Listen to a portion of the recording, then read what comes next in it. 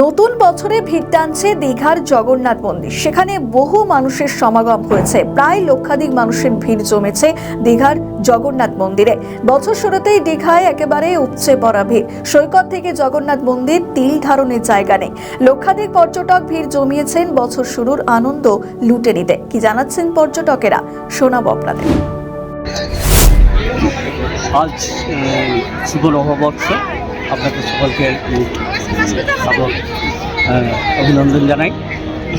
আজ এখানে এসে খুব সুন্দর পরিবেশে জগন্নাথ দেবের দর্শন করলাম। এটা জাস্ট পুরীর মন্দিরের মতোই লাগলো এবং খুব সুন্দর, পরিষ্কার পরিচ্ছন্ন। এই দুটো ডিফারেন্স, কিন্তু এটাও সুন্দর।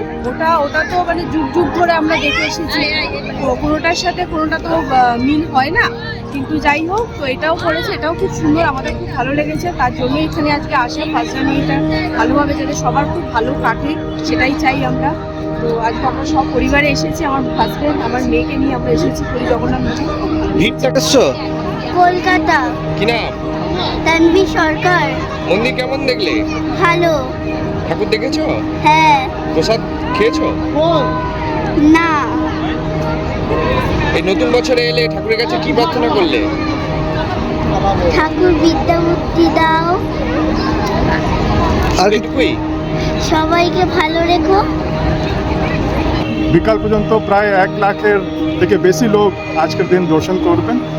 আমরা এটাই আহ্বান জানাই কি যারা এখনও আসেনি দীঘাতে, আপনারা চলে আসুন।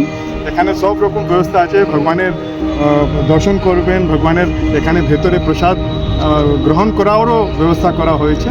সবাই ভালো থাকুন, সুস্থ থাকুন, এটাই আমাদের কাজ। আমাদের ভিডিও ভালো লাগলে লাইক ও শেয়ার করুন। কমেন্ট সেকশনে আপনাদের মতামত জানান। আরও ভিডিও পেতে আমাদের চ্যানেলটিকে সাবস্ক্রাইব করুন এবং প্রতি মুহূর্তে খবরের আপডেট পেতে প্রেস করুন বেল আইকন।